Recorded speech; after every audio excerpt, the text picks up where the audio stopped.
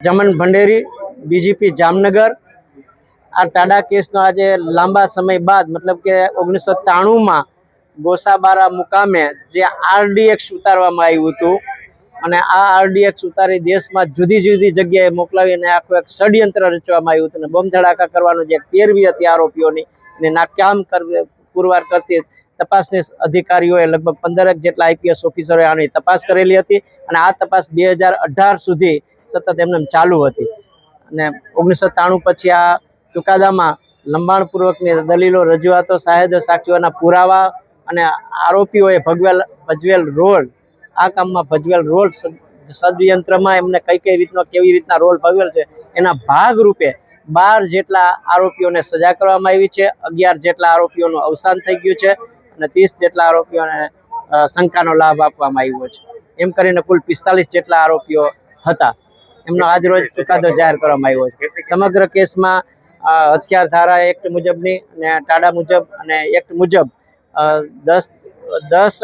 આરોપીઓને 5-5 વર્ષની સજા, 5-5 હજાર રૂપિયાનો દંડ, તેમજ 2 આરોપીઓને 7 વર્ષની સજા અને 8,000 રૂપિયાનો દંડ એ રીતે નામદાર ચુકાદો કોર્ટે જાહેર કર્યો છે. ડેઝિગ્નેશન કોર્ટે મુખ્યત્વે આરોપીઓના નામ જોઈએ તો ઓસમાન ઉર્ફે ઉસ્માન ઉમર કોરેજા, એમને સજા, મોહમ્મદ અલી મોહમ્મદ ઉર્ફે મમદુ, હારૂન મોહમ્મદ સંગાર વાઘેર, અહેમદ ઇસ્માઇલ ઓલિયા, આરિફ અબ્દુલ રહેમાન, ઇફકાર એસુફ અંસારી, મોહમ્મદ અયુરી અંસારી, લક્ષ્મણ અબ્દાસ આહિર વસરા, મોહમ્મદ સલીમ કુતા, ઉમર મિયા, ઉફ મિયા ઇસ્માલિયા, પંજુ મિયા બુખારી, ઇસ્તિયાદ મહેમદ યુનિસ અંસારી, કાદિર અહેમદ અંસારી, આ લોકોને 12 વર્ષની સજાઓ,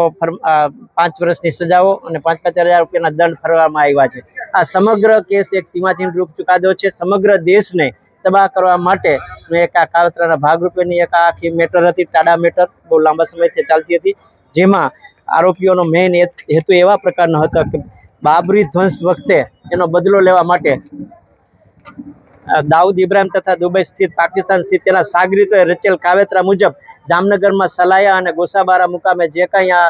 આરડીએક્સ ઉતારવાનો હતો એ આરડીએક્સ ઉતારવાના બાતમીના આધારે અમે આજે આરોપીઓને પોલીસ ઓફિસરોએ જે પકડ્યા છે અને તપાસના અંતે આ લોકોને તકસીરવાર ઠરાવી અને મોટા પાયે હથિયારોનું લેન્ડિંગ કરાવી દેશના વિવિધ ભાગોમાં મોકલવામાં આવેલ હતું તેનો આજે પર્દાફાશ કરતો સ્પષ્ટ ચુકાદો નામદાર કોર્ટે, ડેઝિગ્નેશન કોર્ટે જાહેર કર્યો છે. આમાં કોઈ અન્ય